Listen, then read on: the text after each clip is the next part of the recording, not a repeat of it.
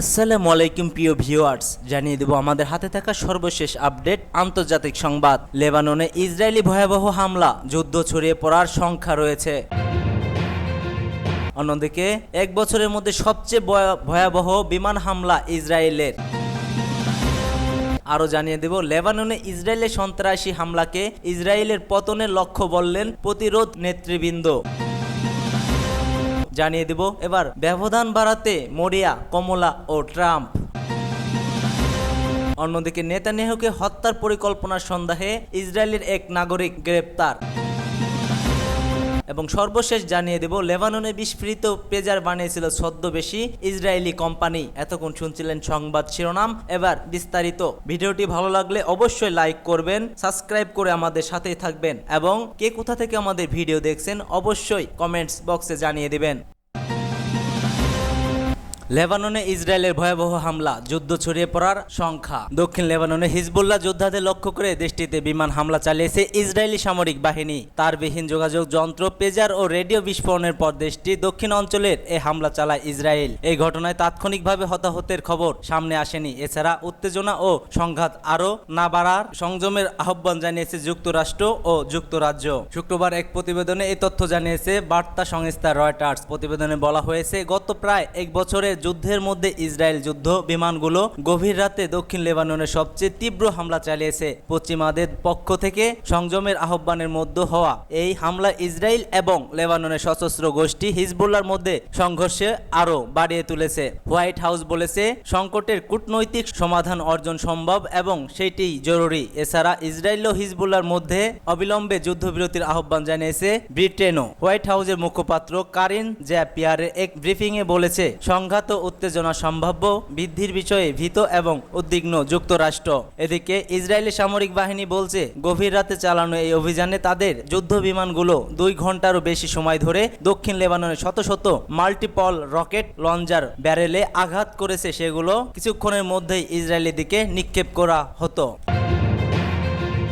লেবাননে এক বছরের মধ্যে সবচেয়ে ভয়াবহ বিমান হামলা ইসরায়েলের। লেবাননের সশস্ত্র গোষ্ঠী হিজবুল্লাহ যোদ্ধাদের লক্ষ্য করে দেশটিতে বিমান হামলা চালিয়েছে ইসরায়েলি সামরিক বাহিনী। এই হামলায় গত প্রায় এক বছরের মধ্যে লেবাননে চালানো ইসরায়েলের সবচেয়ে বড় ভয়াবহ হামলা বলে মনে করা হচ্ছে। এই ঘটনায় তাৎক্ষণিকভাবে হতাহতের খবর সামনে আসেনি। এছাড়া উত্তেজনা ও সংঘাত আরও না বাড়িয়ে সংযম আহ্বান জানিয়েছে কয়েকটি দেশ। প্রতিবেদনে বলা হয়েছে, গত প্রায় এক বছরের যুদ্ধর মধ্যে ইসরায়েল যুদ্ধ বিমানগুলো তীব্র হামলা চালিয়েছে। পশ্চিমা পক্ষদের থেকে সংযমের আহ্বানের মধ্যে এই হামলা ইসরায়েল ও লেবাননের সশস্ত্র গোষ্ঠী হিজবুল্লাহর মধ্যে সংঘর্ষকে আরও বাড়িয়ে তুলবে। লেবাননের এই বিস্ফোরণ নিয়ে 15 সদস্যের নিরাপত্তা পরিষদে বৈঠক হওয়ার কথা রয়েছে। লেবাননের প্রধানমন্ত্রী নাজিব মিকাতি ইসরায়েলের আগ্রাসন ও প্রযুক্তিগত যুদ্ধ বন্ধে দৃঢ় অবস্থান নিতে নিরাপত্তা পরিষদকে আহ্বান জানিয়েছেন। ইসরায়েলের সশস্ত্র হামলাকে ইসরায়েলের পতনের লক্ষ্য বলেন প্রতিরোধ নেতৃবৃন্দ। লেবানন জুড়ে হাজার হাজার মানুষের কাছে থাকা বেতার যোগাযোগের পেজারগুলো একসঙ্গে বিস্ফোরিত হয়। দেশটিতে স্বাস্থ্য মন্ত্রণালয় জানিয়েছে, ওই সন্ত্রাসী সাইবার হামলায় অন্তত 11 জন নিহত ও 3000 জনের বেশি আহত হয়েছে। বেতার যোগাযোগের ওই যন্ত্রগুলো উৎপাদনে জড়িত কোম্পানিগুলোর সহায়তায় ইসরায়েল এই হামলা চালিয়েছে বলে মনে করা হচ্ছে। ইসরায়েলি এই সন্ত্রাসী তৎপরতার পর সন্ত্রাসী বিরোধী লেবাননের জনপ্রিয় ইসলামী প্রতিরোধ আন্দোলন হিজবুল্লাহ এক বিবৃতিতে বলেছে, ইহুদিবাদী শাসক চক্রে অপরাধযোগ্য প্রতিরোধ শক্তি সংকল্পে দ্বিগুণ করবে এবং ইসরায়েলকে এই অপরাধের জন্য চড়া মূল্য দিতে হবে। ফিলিস্তিনি ইসলামী প্রতিরোধ আন্দোলন হামাসও বলেন, মার্কিন সরকারের সমর্থনেই এই অঞ্চলের বিরুদ্ধে ইহুদিবাদী শাসক গোষ্ঠী সর্বাত্মক আগ্রাসনের আওতায় এই সন্ত্রাসী অভিযান চালানো হয়েছে। লেবাননের বিষয়ে জাতিসংঘের বিশেষ সমন্বয়ক মিশরের পররাষ্ট্রমন্ত্রী বাদর আল আহমাদি, ইরাকের প্রধানমন্ত্রী মোহাম্মদ শিয়া আস সুদানি, সিরিয়ার পররাষ্ট্রমন্ত্রী হামিশ শরাফদিন ও জর্দানের উপপ্রধানমন্ত্রী ও পররাষ্ট্রমন্ত্রী আইমান আসফাফিও লেবাননের বেসামরিক জনগণের উপর ইসরায়েলি সন্ত্রাসী হামলার তীব্র নিন্দা জানিয়েছে। খবর পার্স টুডে। এবার ব্যবধান বাড়াতে মরিয়া কমলা ও ট্রাম্প। মার্কিন নির্বাচনে বাকি আর মাত্র ৪৫ দিন। দুই প্রধান প্রতিদ্বন্দ্বী কমলা হ্যারিস ও ডোনাল্ড ট্রাম্প আদা জল খেয়ে নেমেছে জনসমর্থনের কাঁটাটা সামান্য হলেও নিজেদের দিকে হেলতে, কিন্তু কাঁটা হেলছে না। 2 সপ্তাহ ধরে জনমত জরিপে এই দুই প্রার্থী কার্যকরত একই জায়গায় আটকে আছেন। উভয়ের চলতি অবস্থা 50-50। 6 সপ্তাহ আগে নির্বাচনী প্রতিদ্বন্দ্বী যোগ দেওয়ার পর কমলা ভোটের খেলা ঘুরিয়ে দিয়েছে ঠিকই, কিন্তু তার জয়ের ব্যাপারে নির্বাচন বিশেষজ্ঞরা এখনো পুরোপুরি আস্থাবান নয়। যুক্তরাষ্ট্রের সবচেয়ে নামজাদা জনমত জরিপকারী হলেন নেইট সিলভার। কয়েকদিন আগে তিনি জানিয়েছেন ভোট হলেন কমলা নয়, ট্রাম্পই জিতবেন। বস্তুত সিলভারের হিসাব অনুযায়ী নভেম্বরে ট্রাম্পের জয়ের সম্ভাবনা 64%, সেখানে কমলার সম্ভাবনা মাত্র 35%। বলাই বাহুল্য, সিলভারের এই ভবিষ্যৎবাণীতে ডেমোক্রেটিক সমর্থকেরা অসন্তুষ্ট।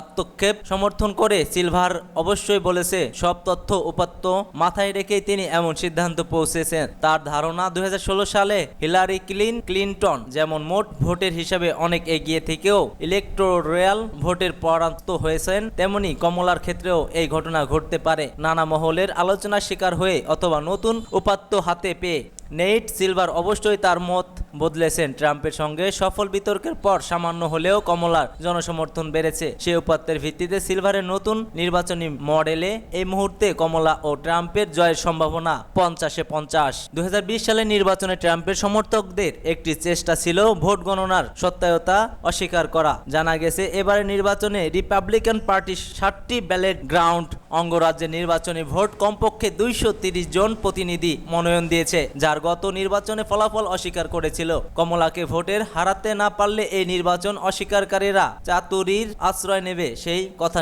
নির্দ্বিধায় বলা হয়েছে। এসব কাণ্ড দেখছে বলে ইচ্ছা করছে এবং সিসি এত্তা জলও বলেছে তারা।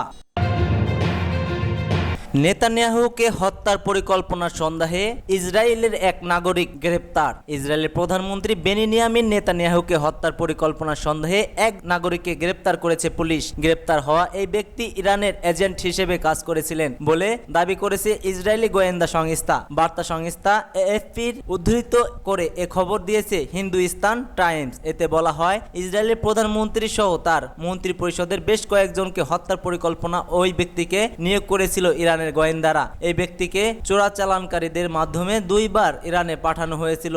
এর জন্য তাকে মোট অঙ্কের অর্থ প্রদান করা হয়েছে বলে তাদের অভিজাত্য।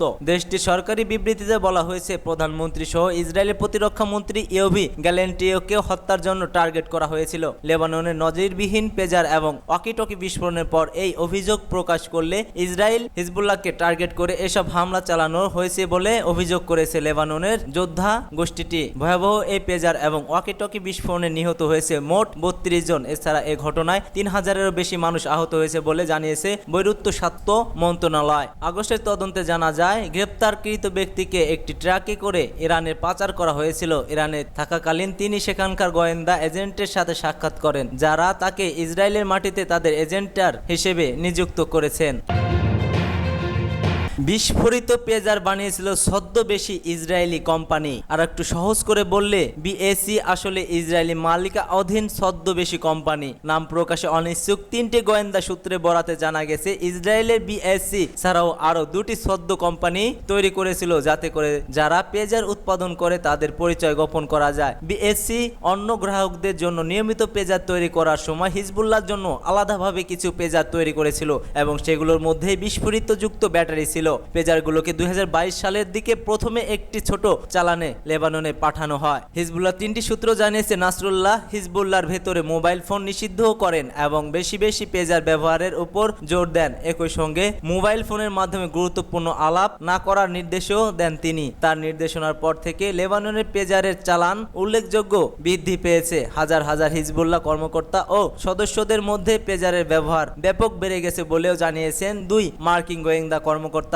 যদিও হিজবুল্লাহ এই ডিভাইসগুলোকে নিজেদের প্রতিরক্ষার জন্য গুরুত্বপূর্ণ হাতিয়ার বলে মনে করত, কিন্তু ইসরায়েলি গোয়েন্দারা এগুলোকে রিমোট ডেটোনেটর হিসেবে ভেবেছিলেন, যার প্রমাণ পাওয়া গেছে গত মঙ্গলবারে। খবর ইত্তেফাক।